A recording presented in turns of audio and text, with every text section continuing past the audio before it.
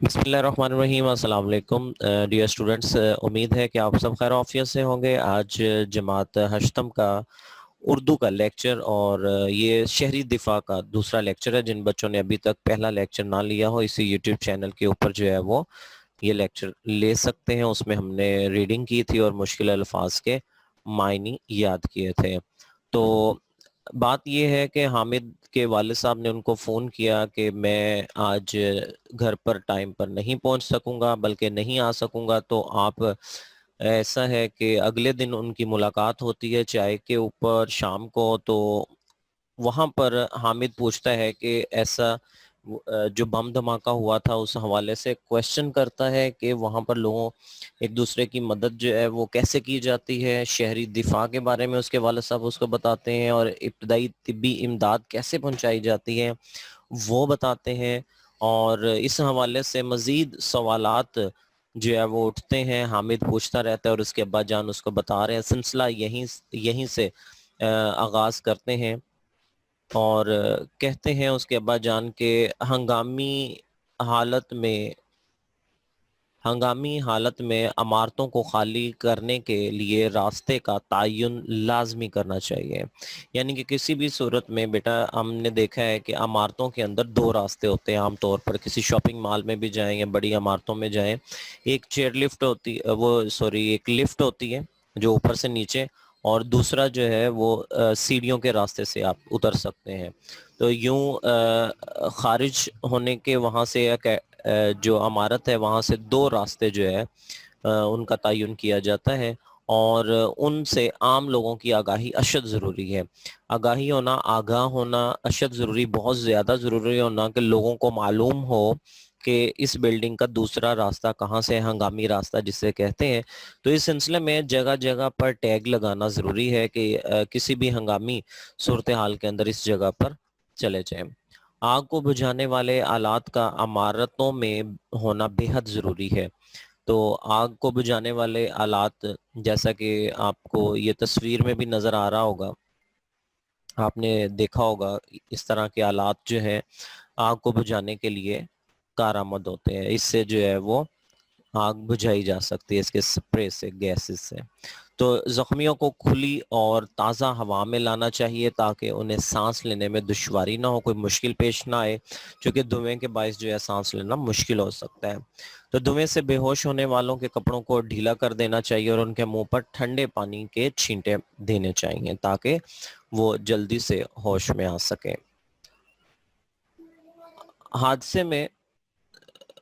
حادثے میں بعض دفعہ لوگوں کی ہڈیاں ٹوٹ جاتی ہیں۔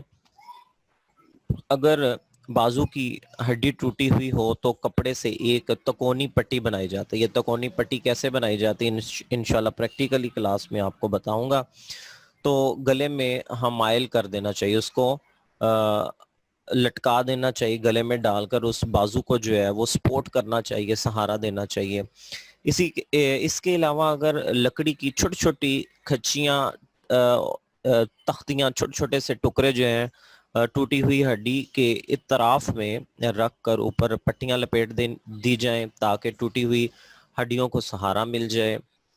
اگر جسم کے کسی حصے سے خون بہہ رہا ہو تو کپڑے کی گدیاں ٹھنڈے پانی میں بھگو کر، چھوٹے چھوٹے کپڑے کے ٹکڑے جو ہیں ان کو ٹھنڈے پانی میں بھگو کر ان زخموں پر کے اوپر رکھی جائیں تاکہ خون کا اخراج جو ہے وہ بند ہو۔ تو اس پیراگراف کو اگر آپ غور سے دیکھیں تو جناب اس میں بڑی اہم گفتگو ہوئی ہے، اور اس حوالے سے میں آپ کو بتاتا چلوں کہ آپ دو شارٹ آنسر کویشچن بنا سکتے ہیں، مثلا بلکہ تین، کہ ٹوٹی بازو کی ہڈی اگر ٹوٹ جائے تو جناب کیا کرنا چاہیے، تو یہ اس کا جو ہے وہ جواب موجود ہے یہاں تھا، یہ دیکھیں، ٹھیک ہے۔ پھر ہے جی اگر ہڈیاں عام طور پر جو ہے وہ کوئی ہڈی ٹوٹی ہوئی ہو تو پھر کیا کرنا چاہیے، پھر یہ اس کا جواب جو ہے یہاں پر موجود ہے۔ اور اگر جسم پر کسی حصے پر خون بہہ رہا ہو تو جناب پھر یہ والا حصہ جو ہے وہ آپ نے کاپی کر لینا ہے اور اس کو یاد کر لینا ہے، ہمیشہ اس کو یاد بھی رکھنا ہے۔ تو جناب یہ تھی اس پیراگراف کے حوالے سے کچھ چیزیں۔ اور آگے بڑھتے ہیں، دوسرے صفحے پہ جاتے ہیں.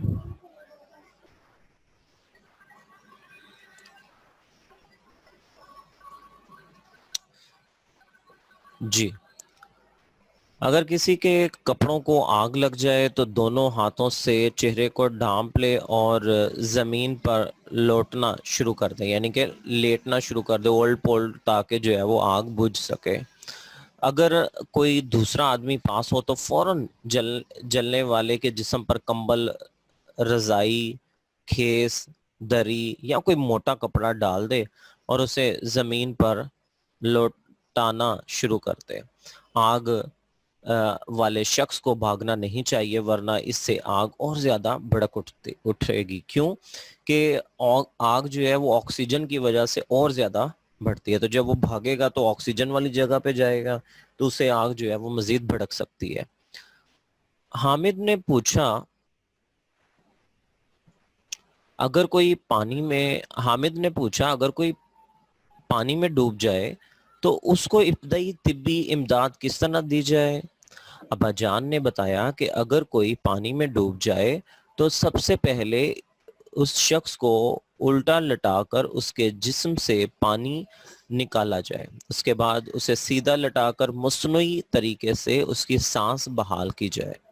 تو بیٹا آپ نے جتنے بھی طریقے بتائے جا رہے ہیں، آپ نے اس کو اپنی نیٹ رجسٹر کے اوپر، اردو کے رجسٹر کے اوپر خوش خط جو ہے وہ لکھنا ہے، کویشچن بنا کے. مثلا جو بھی کویشچن حامد کر رہا ہے وہ کویشچن بن رہا ہے. مثلا وہ کہہ رہا ہے کہ پانی میں ڈوب جائے اگر کوئی شخص، اس کی ابتدائی طبی امداد کیسے کی جائے، تو آپ نے اس کا جواب لکھنا ہے. ٹھیک ہے، اور اسی طرح پیچھے بھی جتنے بھی سوال گزرے ہیں ان کے آپ نے خوش خط جوابات لکھنے ہیں. شاباش. تو ایک اور کویشچن کریٹ ہو رہا ہے، کہتے ہیں کہ اگر کسی کو سانپ نے ڈس لیا ہو تو جہاں سانپ نے کاٹا ہے اس جگہ سے 4-5 انچ اوپر جس طرف سے خون آ رہا ہو، رسی یا کپڑے وغیرہ وغیرہ کو کس کر باندھ دے. سانپ کے زہر کو فوراً کسی بلیڈ وغیرہ سے کھرچ کر نکال دیں. متاثرہ جگہ کو صابن اور پانی سے دھوئیں اور مریض کو وقت ضائع کیے بغیر فوراً ہسپتال پہنچایا جائے. ٹھیک ہے جی. تو یہ سانپ سے اگر کوئی ڈس جائے تو اس کے لیے کیا کرنا چاہیے، یہ اس اقتباس میں موجود ہے. حامد ابا جان کی گفتگو بڑی دلچسپی سے سن رہا تھا. ابا جان نے گفتگو ختم کی تو کہنے لگا، ابا جان ابتدائی طبی امداد دینا کچھ زیادہ مشکل نہیں؟ ابا جان کہنے لگے، ہاں بیٹا، ابتدائی طبی امداد کی کچھ مشقیں کی ہوں اور فرسٹ ایڈ باکس موجود ہو تو یہ کام زیادہ مشکل نہیں ہے. تو آپ نے اگر ایک کام اور کرنا ہے بیٹا، آپ لوگوں نے، آپ کی ہوم اسائنمنٹ ہے کہ آپ لوگوں نے اپنے گھر میں ایک فرسٹ ایڈ باکس جو ہے وہ ترتیب دینا ہے گھر میں اپنی والدہ یا اپنے بڑے بہن بھائی یا والد کی مدد سے. اور اس فرسٹ ایڈ باکس کی تصویر جو ہے آپ نے ہاتھ میں پکڑ کر مجھے واٹس ایپ جو ہے وہ کرنی ہے، تاکہ مجھے پتہ چلے کہ آپ میں سے کتنے بچوں کو یہ سبق جو ہے وہ سمجھ بھی آ گیا. جس میں آپ نارملی رکھ سکتے ہیں پائیوڈین ہے، آپ پولیفکس ٹیوب ہے اور پٹیاں ہیں، سنی پلاسٹ وغیرہ، اس طرح کی چیزیں جو ہے آپ اس میں رکھ سکتے ہیں. اور چند ابتدائی طبی امداد کی کچھ جو ہے میڈیسنز، تو آپ نے خود سے نہیں کرنا، آپ نے گھر میں سے کسی بڑے کی مدد لینی ہے اور ایک باکس جو ہے وہ تیار کر کے اور اس کے ساتھ جو ہے وہ اپنی تصویر جو ہے مجھے سینڈ کرنی ہے. تو جناب حامد کے پوچھنے پر ابا جان نے بتایا کہ فرسٹ ایڈ باکس جو ہے ایسا ڈبہ ہے جس میں مرہم پٹی کا سامان یعنی روئی کا پیکٹ، چند ضروری اقسام کی پٹیاں، ٹینکچر، آیوڈین کی بوتل اور بورک ایسڈ، زخم پر لگانے والا مرہم اور ایمرجنسی میں دی جانے والی ادویات شامل ہیں.